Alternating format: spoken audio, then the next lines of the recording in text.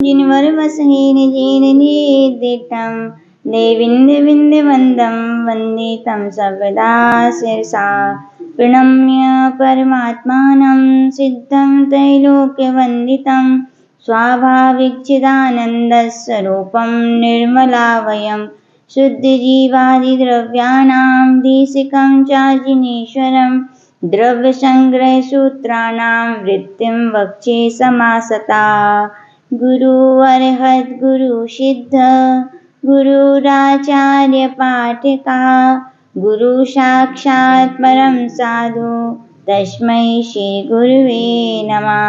विरागाय नमो नमः। विराग शून्य नमः। अनंत अनंत सिद्ध परमेष्टि भगवान की, देवादिदेव विख्यात श्री आदिनाथ भगवान की, परम पूज्य आचार्य श्री 108 श्री नेमिचंद सिद्धांति देव मुनि महाराज की, परम पूज्य गुरुनाम गुरुदेव आचार्य श्री 108 श्री विमल सागर जी महामुनि राज की, परम पूज्य गुरुनाम गुरुदेव आचार्य श्री 108 श्री सन्मति सागर जी महामुनि राज की, परम पूज्य बुंदेलखंड के प्रथमाचार्य युग प्रमुख शिवराचार्य गणाचार्य गुरुदेव 108 श्री विराग सागर जी महामुनि राज की, अहिंसामय विश्व धर्म की।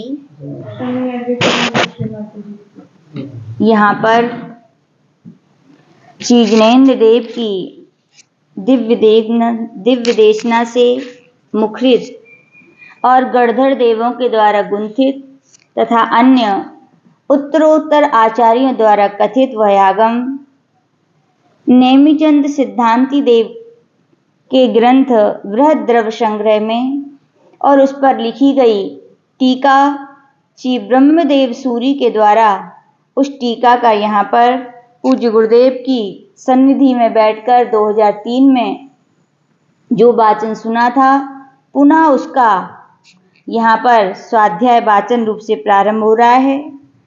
कल हमने यहाँ पर देखा था कि श्री ब्रह्मदेव सूरी ने टीका के प्रारंभ में बताया था कि मालवा देश के धारण नामक नगर के स्वामी राजा भोजदेव और उनके श्रीपाल नाम के मंडलेश्वर थे।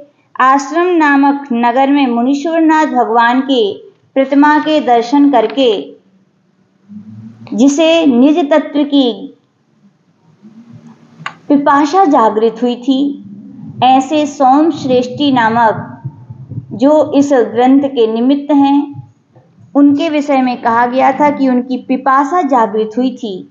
और वास्तविकता में पूज्य गुरुदेव भी कहते हैं जिनेन्द्र भगवान को जो द्रव्य दृष्टि से और पर्याय दृष्टि से ज्ञान के साथ जान करके जो उनकी आराधना करता है, पूजा करता है, अर्चना करता है, उनके दर्शन करता है, उसका दर्शन करना, पूजा करना, आराधना करना क्या है? सार्थक है।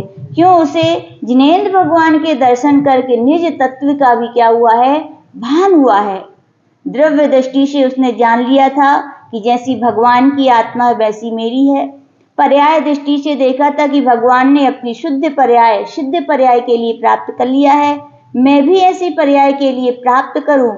इसलिए वहां पर वो जो श्रेष्ठी था, सोम श्रेष्ठी, उसने परमात्म रस का पान किया था और पान करने के साथ उसे पिपाशा हुई थी। क्या हुई थी? पिपाशा। हो जैसे प्यास लगती है, वो फिर पानी की बार बार रट लगाता है कि नहीं? तो इसमें यही कहा गया था कि उस सोम श्रेष्ठी के लिए उस परमात्म पद की पिपाशा जागृत हुई थी, तो उनके पद यानी भेद अभेद रत्नात्रय की भावना में प्रीति रखता था। ऐसा सोम श्रेष्ठी नामक वहां पर विद्वान का या कहीं इस ग्रंथ के निमित्त का कथन सुना था। उसके बाद इस ग्रंथ की विषय वस्तु हमने सुनी थी। इसमें 3 अधिकार हैं। पहला अधिकार है, उसमें आचार्य भगवंत ने जीव के 9 अधिकारों का यहाँ पर व्याख्यान किया था। उसमें कुल 14 गाथाएं हैं। आज यहाँ पर पुनः फिर से इस प्रथम अधिकार की पहली गाथा का यहाँ पर हम सभी लोग श्रवण करेंगे। आचार्य भगवान श्री ब्रह्मदेव सूरी यहाँ पर कह रहे हैं, अथेदानीं गाथा पूर्वार्धेन संबंधा विधेय प्रयोजनानि कथां युत्तरार्धेन च मंगलाष्ट मिष्ट देवता नमस्कारं करोमीत्यभिप्रायं मनसि धृत्वा भगवान सूत्रमृतम प्रतिपादयति। यहाँ पर ब्रह्मदेव सूरी कह रहे हैं कि अथ यानी अब गाथा के पूर्वार्धेन यानी कि श्री नेमिचंद महाराज ने गाथा के जो पूर्वार्ध अंश है उसमें पहले में संबंध, अभिधेय, प्रयोजन, ये 3 प्रकार की विषय वस्तु का कथन किया है। ये किसी भी ग्रंथ जब प्रारंभ होता है तो आचार्य श्री भी बताते थे कि संबंध, अभिधेय, प्रयोजन जानना बहुत जरूरी है। चूंकि यहाँ पर अभी आचार्य भगवंत श्री आगे स्वयं बताने वाले हैं, तो यहाँ पर हम और कहते हैं कथामि उत्तरार्धेन। उत्तरार्ध जो गाथा है उसमें आचार्य भगवान कह रहे हैं कि मंगलार्थ यानी कि मंगल के लिए इष्ट देवता नमस्कारम, इष्ट देवता को मैं क्या करता हूँ, नमस्कार करता हूँ। इस अभिप्राय को मन में धारण करके श्री भगवान नेमिचंद्र महाराज प्रथम गाथा को यहाँ पर मंगलाचरण रूप से यहाँ पर कथन कर रहे हैं।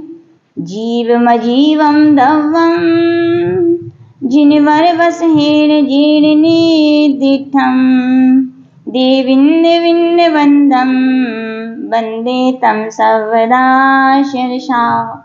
कह रहे हैं कि श्री नेमिचंद महाराज जीर्ण यानी जिनवर वसहेन, जिनवरों में भी जो प्रधान हैं वे, उन्होंने जीवम अजीवम द्रव्यम, जीव और अजीव 2 द्रव्यों का कथन निदिठम यानी कथन किया है।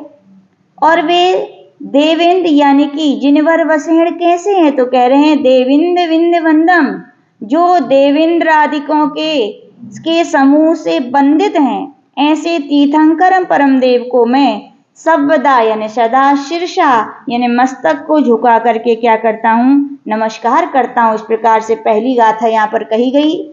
आगे आचार्य श्री ब्रह्मदेव सूरी अपनी टीका की व्याख्या यहाँ पर प्रारंभ कर रहे हैं। व्याख्या वंदे इत्यादि क्रियाकारक संबंधेन पदखंडना रूपेण व्याख्यानम क्रियते।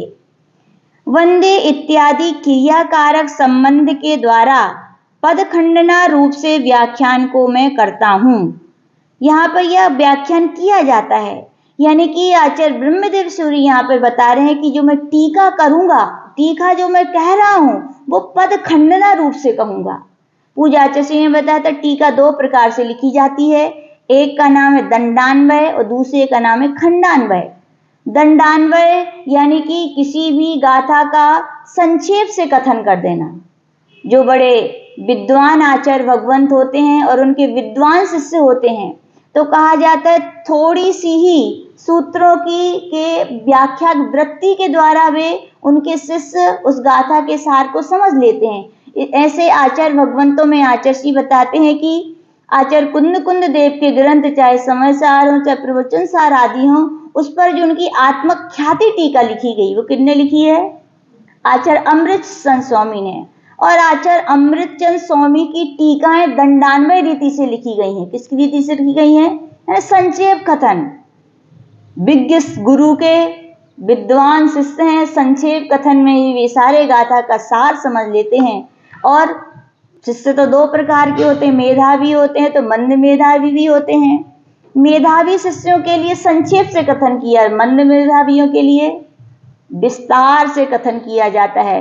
तो उसी के लिए यानी कि आचार्य ब्रह्मदेव सूरी ने जो यहाँ पर टीका की है तो कौन सी रीति से की है, खंडान्वय या इसे पद खंडना भी कहते हैं, यानी एक एक पद का उन्होंने विस्तार किया है, उसे अच्छे से समझाया। इसलिए याद रखना ये जो टीका है श्री ब्रह्मदेव सूरी की वो कौन से रूप में, पद खंडना, यानी गाथा के एक एक पद को यहाँ पर क्या है, विस्तार से समझाया जाएगा। तो यहाँ पर आचार्य भगवान कह रहे हैं कि वंदे, इस गाथा में जो वंदे शब्द आया है, वंदे यानी नमस्कार करता हूँ। कैसे नमस्कार कर रहे हैं, कौन नमस्कार कर रहे हैं, तो इसमें आचार्य भगवान कह रहे हैं यहाँ पर एक शब्द और आया, क्रिया कारक संबंधी न। क्रिया आप समझते ही हैं, क्रियाएं होती हैं, पढ़ना, उठना, चलना, नमस्कार करना, ये सब क्या कहते हैं, क्रियाएं। और कारक भी होते हैं। कारक के विषय में आप लोगों ने कभी व्याकरण पढ़ी हो तो व्याकरण में प्रसिद्ध एक सुबंत होते हैं और तिगंत होते हैं कि नहीं। तिगंत यानी तीता अंति सीता था, धातु के कारक, और एक होते हैं विभक्तियां, जिन्हें सुबंत कहते हैं, जिन्हें क्या कहते हैं, कर्ता, कर्म, करण आदि आदि आदि। तो आचार्य भगवान यहाँ पर कह रहे हैं कि कारक यानी कि व्याकरण में प्रसिद्ध और भाषा में प्रयोग किए जाने वाले 6 कारक होते हैं। कितने कारक होते हैं? 6। तो आचार्य भगवान कह रहे हैं कि अध्यात्म, चूंकि ये द्रव्यान योग का अध्यात्म का ग्रंथ है। कौन सा ग्रंथ है यहाँ पर? अध्यात्म। अध्यात्म का अर्थ क्या होता है आप सभी जानते हैं?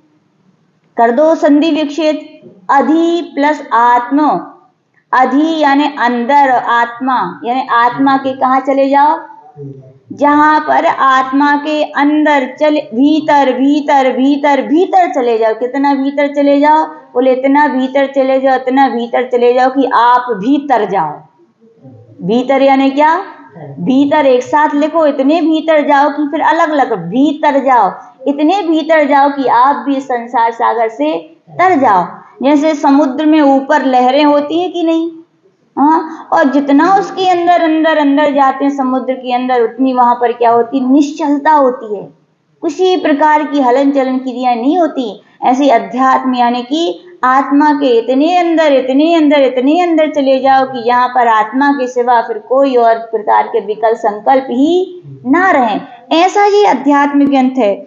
चूंकि अध्यात्म में कारकों के विषय में आचार्य बताते हैं कि आत्मा के गुण और पर्यायों में ये 6 कारक का जब संबंध करने में विचार किया जाता है। क्या किया जाता है? आत्मा में भी 6 कारक लगते हैं, उनके गुण में भी 6 कारक लगते हैं, उनकी पर्यायों में भी कारक लगते हैं। तो अपन इसके लिए आचार्य ने बताया था कारक भी 2 प्रकार के होते हैं, व्यवहार कारक और निश्चय कारक। व्यवहार कारक यानी कि पर के निमित्त से कार्य की सिद्धि कही जो कहलाती है, उसे क्या कहते हैं? व्यवहार कारक। यानी कि कोई भी कार्य करना है तो पर के निमित्त से जिसमें सिद्धि हो जाती है वो क्या कहलाते हैं? व्यवहार कारक कहलाते हैं। जैसे उदाहरण के तौर पर राम पुस्तक गुरु के द्वारा ज्ञान के लिए प्रमाद से हटकर कमरे में बैठकर पढ़ता है। अब यहाँ पर षटकारक हो गए कि नहीं हो गए? कर्म कौन हो गया? राम। कौन कर रहा है? राम। किसको? पुस्तक को। किसके द्वारा? गुरु के द्वारा। किसके लिए? ज्ञान के लिए। किससे हटकर? प्रमाद से हटकर, और कमरे में बैठकर क्या करता है? पढ़ता है। तो पढ़ने क्रिया में यहाँ षटकारक लग गए कि नहीं लग गए? ऐसे ही ये तो व्यवहार है। अध्यात्म में कहा जाता है निश्चय कारक इसे कहते हैं, तो कहा जाता है जिसमें अपने ही उपादान कारण से कार्य की सिद्धि कही जाती है। यानी कि पर के निमित्त की आवश्यकता नहीं है। और अध्यात्म में कहा जाए ये ही परमार्थ से सत्य कारक है। अपन अपनी आत्मा को अपनी आत्मा के द्वारा अपनी आत्मा के लिए अपनी आत्मा में से आत्मा में ही प्राप्त करता है। ये क्या हो गए? निश्चय कारक। क्या हो गए? स्वयं उपादान के कारण ही उसमें सहयोग हुआ है। तो ऐसे ये 6 प्रकार के कारक अपने यहाँ कहे गए हैं। यहाँ पर बंदे जो क्रिया है, क्या है ये बंदे? नमस्कार करता हूं। तो यहाँ पर भी ये बंदे क्रिया में 6 कारक लगाएंगे। कौन करते हैं? किसको करते हैं? किसके द्वारा करते हैं? किसके लिए करते हैं? किस में से करते हैं? तो ये 6 कारक यानी बंदे क्रिया के ये कारक का यहाँ पर क्या चलेगा? विस्तार से व्याख्यान चलेगा। तो सबसे पहले यहाँ पर बंदे यानी नमस्कार करता हूं। तो कैसे नमस्कार करता हूं? तो इसका यहाँ पर विश्लेषण चल रहा है। एक देश शुद्ध निश्चयनेन स्वशुद्धात्माराधन लक्षण भावस्तवेन, यानी कि भाव के द्वारा। किसके द्वारा? भाव स्तवन के द्वारा यहाँ पर आचार्य भगवान से नेमिचंद महाराज ने क्या किया है? नमस्कार किया है। कैसे किया है? भाव के द्वारा। इसमें लिखा है, बहुत अच्छा विश्लेषण दिया है कि एक देश में शुद्ध ऐसा जो निश्चय है उसकी अपेक्षा से तो निज शुद्ध आत्मा का आराधन करने वाले भाव स्तवन से, चूंकि यहाँ पर नए भी जानना बहुत जरूरी है। आचार्य बताते हैं अध्यात्म में यदि प्रवेश करना है तो नए का ज्ञान होना भी क्या है? बहुत जरूरी है। कहा जाए जैसे अंधेरे में जाएं तो प्रकाश चाहिए पड़ता है, ऐसी कहा जाए अध्यात्म में प्रवेश करो। अध्यात्म के गहन अध्ययन में यदि प्रवेश करना है तो नए का ज्ञान होना भी क्या बहुत जरूरी है। नए सभी आप सभी जानते हैं, किसे कहते हैं? नए। विकलादेशा प्रमाणाधीना। प्रमाण के द्वारा जो वस्तु का ग्रहण किया गया है उसके किसी एक अंश को यदि समझना है तो उसे क्या कहते हैं, नय। और वास्तविकता में वस्तु एक धर्म वाली होती है क्या? एक वस्तु में क्या एक धर्म पाया जाता है? एक वस्तु में अनेक धर्म पाए जाते हो। और अनेक धर्मों को क्या कोई एक साथ कह सकता है? कोई नहीं कह सकता। यानी कि अनेक धर्म, एक एक धर्म को यदि समझना है तो उसकी अलग अलग व्याख्या की जाती है। यानी एक अंश का जो वर्णन करे वो क्या कहलाता है? नय कहलाता है। उदाहरण के तौर पर अपन ऐसा भी समझ सकते हैं, एक मंदिरों में एक चित्र बना रहता है कि नहीं, हाथी का। आप लोग ने देखा होगा, 7 लड़के वहां पर उसको क्या पकड़े खड़े हैं कि नहीं।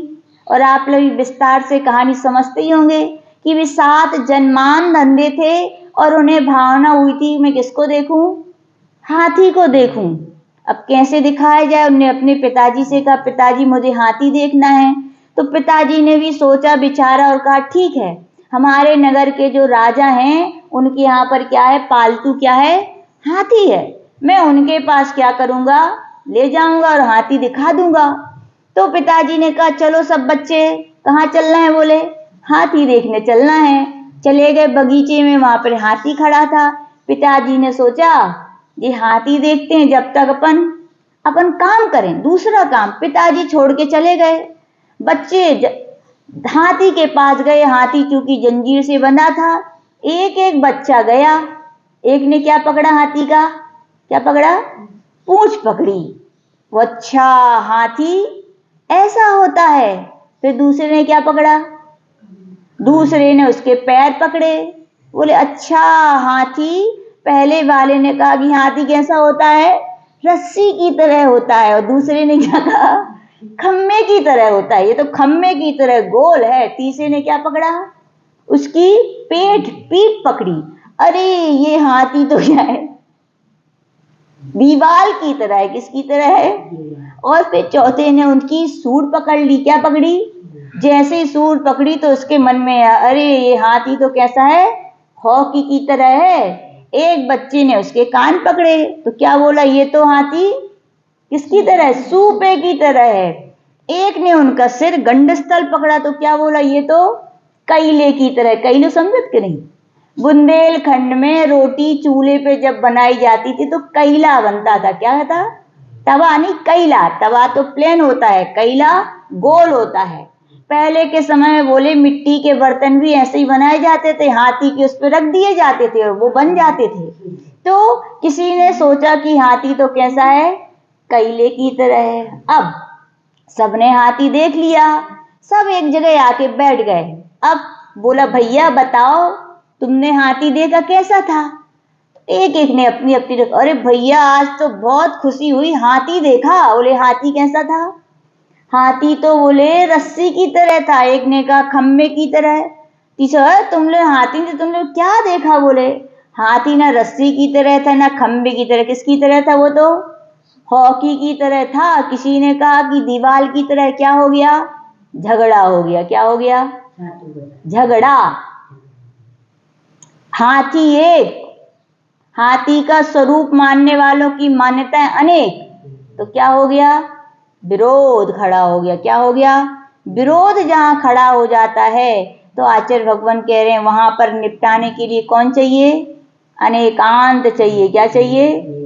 अनेकांत। जब वे बच्चे झगड़ रहे थे तो योगा योग पिताजी आ गए, पूछे बेटा झगड़ा क्यों कर रहे हो? हाथी देखने आए थे, आनंद आया, अब झगड़ा क्यों? तो बोले पिताजी हमने को ये कह रहे हाथी ऐसा है, वो कह रहे हाथी ऐसा है, हम किसकी माने? हाथी कैसा है? तो पिताजी ने कहा भैया कैसे समझाए, अंधे हैं। तो उन्होंने कहा कि जिस बच्चे ने पूंछ पकड़ी थी अब वो पैर पकड़े, यानी घूम जाए। जिसने जो पकड़ा था वो अगले अगले हिस्से को पकड़े और पूरे हाथी को गोल गोल घूम ले। तो उन लोगों ने ऐसे ही किया।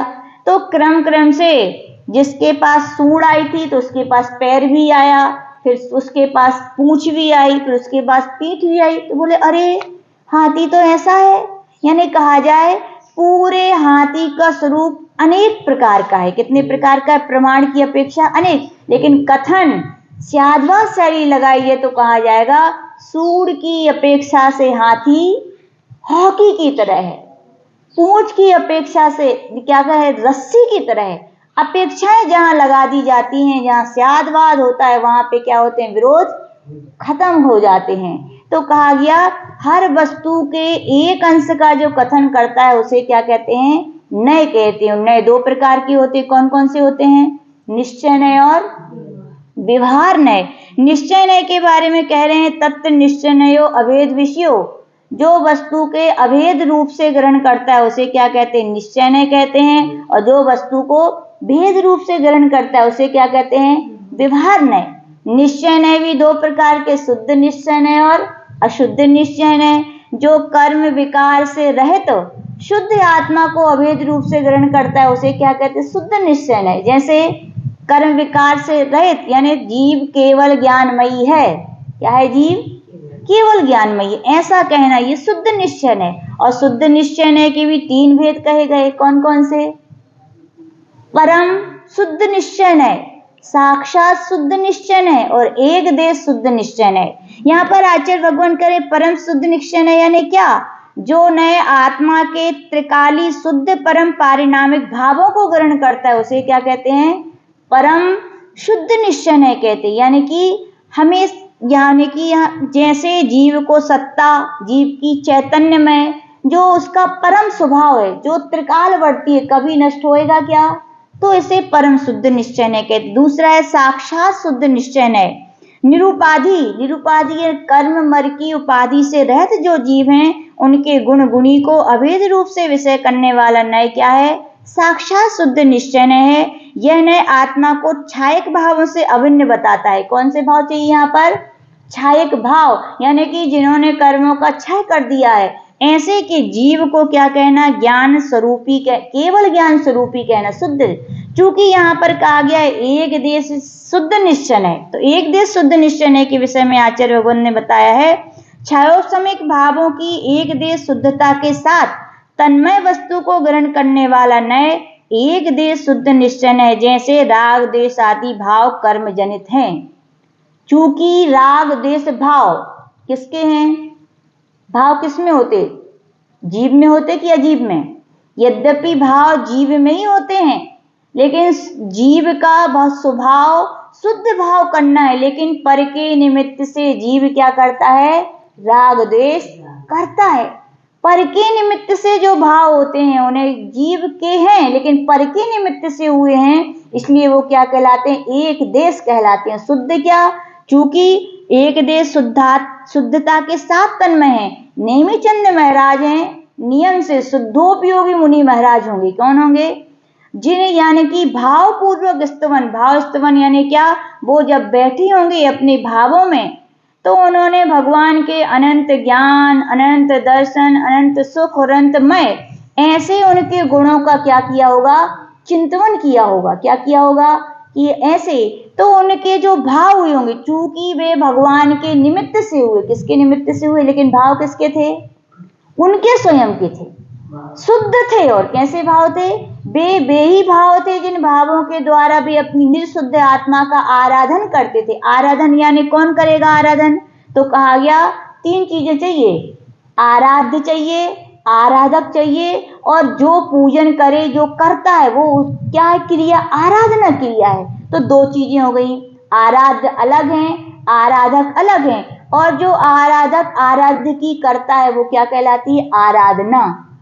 तो यहाँ पे सीधा हो गया, एक देश शुद्ध निश्चय से श्री नेमिचंद महाराज ने भाव स्तवन किया है, यानी कि अपने उन आत्मा में लीन रहने वाले उन्हीं भावों के द्वारा उनने भगवान के क्या किए हैं, भगवान के अनंत जो गुण है, चतुष्ट है, अनंत अनंत गुण है, उनको क्या कर स्मरण करके उनको मन में क्या किया है, स्मरण किया। इसलिए यहाँ पर स्पष्ट किया गया है कि जो भाव स्तवन है वो किसकी अपेक्षा से है, तो एक देश शुद्ध निश्चय की अपेक्षा से। किसकी अपेक्षा से है, एक देश। अब आगे कह रहे हैं कि असद्भुत व्यवहार नयन तत्प्रतिपादक वचन रूप द्रव्य स्तवनेन चा वंदे नमस्करोमि। अब कह रहे हैं कि नेमिचंद महाराज ने द्रव्य नमस्कार भी किया है।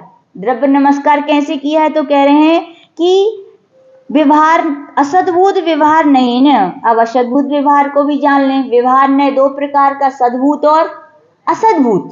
असद्भुत व्यवहार नय के विषय में भी जान लें, यानी कि जो भिन्न वस्तु को भेद रूप से ग्रहण करता है उसे क्या कहते हैं, यानी कि दो वस्तुएं होनी चाहिए। क्या होनी चाहिए, दो। तो यहाँ पर कहा गया है कि असद्भुत व्यवहार नय की अपेक्षा से उस निज शुद्ध आत्मा का प्रतिपादन करने वाले वचन रूप, वचन क्या हैं, आत्मा के हैं क्या, वचन किसके हैं, वचन आत्मा के नहीं है। वचन क्या है, असत भिन्न वस्तु है। क्या है वो, वचन वर्गणाएं पौद्गलिक वर्गणाएं हैं। वचन क्या है, पुद्गल की पर्याय है, इसीलिए कहा भिन्न हो गई, आत्मा अलग हो गई और वचन क्या हो गए, अलग हो गए। तो कहा गया असतभूत व्यवहार नय की अपेक्षा से जो निज शुद्ध आत्मा का प्रतिपादन करने वाले वचन रूप हैं, यानी उन्होंने भगवान की वचन रूप से भी स्तुति की होगी वचन से, यानी कि हे भगवान धन्य हैं आप अनंत चतुष्टय के धारी हैं, आप सर्वज्ञ हैं, आप वीतरागी हैं। और कहा गया उन्होंने मंगलाचरण किया है, तो क्या किया, द्रव्य नमस्कार वहां पर किया गया है। आगे इसी बात को कह रहे हैं नमस्करोमि, यानी नमस्कार करता हूं। आगे कह रहे हैं परम शुद्ध निश्चयेन पुनर्वंद्य वंदक भावो नास्ति। कितनी सुंदर बात कहती, बोले जहां पर जो भाव वंदना की गई है, द्रव्य वंदना की गई है, वो एक दे शुद्ध निश्चय ने असद्भुत व्यवहार नय से, परम शुद्ध निश्चय ने से तो वंद और क्या बोल रहे हैं, बंद और बंधक भाव ही नहीं होता। क्यों नहीं होता, परम शुद्ध निश्चय जहां लगाया जाता है वो अपनी स्वयं की आत्मा में लगाया जाता है। कहाँ लगाया जाता है, वहां पर दो चीजें नहीं होती, वहां पर तो कहा गया स्वयं ही आराध्य और स्वयं ही आराधक हैं। जब स्वयं ही आराध्य है, स्वयं ही आराधक है, स्वयं ही उपास्य है, स्वयं ही उपासक हैं, तो वहां पे कहा गया बंध और बंधक भाव बनता ही, संबंध ही नहीं बनता। संबंध किन में बनता है, दो वस्तुओं में। जहां एक है तो वहां पर संबंध नहीं है। तो यहाँ पर यही कहा गया है परम शुद्ध निश्चय नय की अपेक्षा से बंध बंधक भावो नास्ति। क्या कह रहे हैं, बंध बंधक भाव नहीं है, ऐसा आचार्य भगवान ने कहा है। क्यों नहीं है, तो कह रहे हैं क्योंकि परम शुद्ध निश्चय से कहा जाता है जो श्री जिनेन्द्र और मैं, इन दोनों की आत्मा क्या हो गई, समान हो गई। जो कहते हैं ना, जो भगवान है वही मैं हूँ, जो मैं हूँ वही भगवान, ऐसा जिसके अंदर ज्ञान हो जाता है, फिर वहां पर बंध बंधक भाव बनता नहीं है। आगे कहते हैं, अब कह रहे हैं सह का करता। देखो पहले आ गया षटकारक में क्या, बंधन क्रिया बता दी, अब बता रहे कहा करता, कौन करता है, तो कह रहे हैं अहम, मैं नेमिचंद सिद्धांति देवा, मैं नेमिचंद सिद्धांति देव भगवान के लिए क्या करता हूं, नमस्कार करता हूं। कथम बंदे, कह रहे हैं कि कथम बंदे, कब और कैसे नमस्कार करता हूं, कि सबदा सर्वकालम। सच्चा भक्त केवल विपत्तियों में क्या भगवान को नमस्कार करता है, नहीं, वो तो पल पल सर्वदा, यानी एक एक क्षण भगवान को क्या करता है, नमस्कार करता है। किसके द्वारा नमस्कार कर रहे हैं, तो बोले शीर्षा, शीर्षा यानी सिर झुका करके। क्या झुका करके, इससे व्यक्ति की श्रद्धा पता चलती है।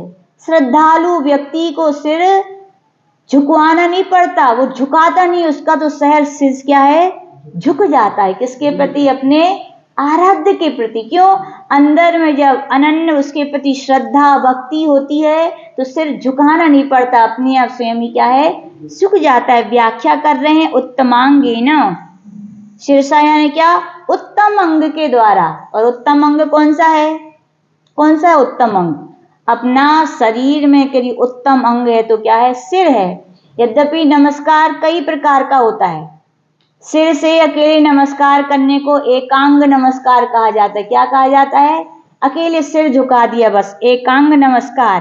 फिर दोनों हाथ जोड़ लिए, द्वयांग नमस्कार, दोनों हाथ जोड़ करके सिर झुका लिया, त्रियांग नमस्कार, दोनों हाथों को भी झुकाया और दोनों पैरों को भी झुकाया, चतुरांग नमस्कार, और दोनों हाथ दोनों पैरों सिर को जहां झुकाया जाता है उसे क्या कहते हैं, पंचांग नमस्कार कहते हैं। तो आचार्य भगवान कह रहे हैं यहाँ पर करण किसके द्वारा, उत्तम अंग के द्वारा। किसके द्वारा, उत्तम। साष्टांग भी आता है कहीं कहीं, 8 अंग यानी पेट और छाती, और मिला दो, पूरे क्या हो गए?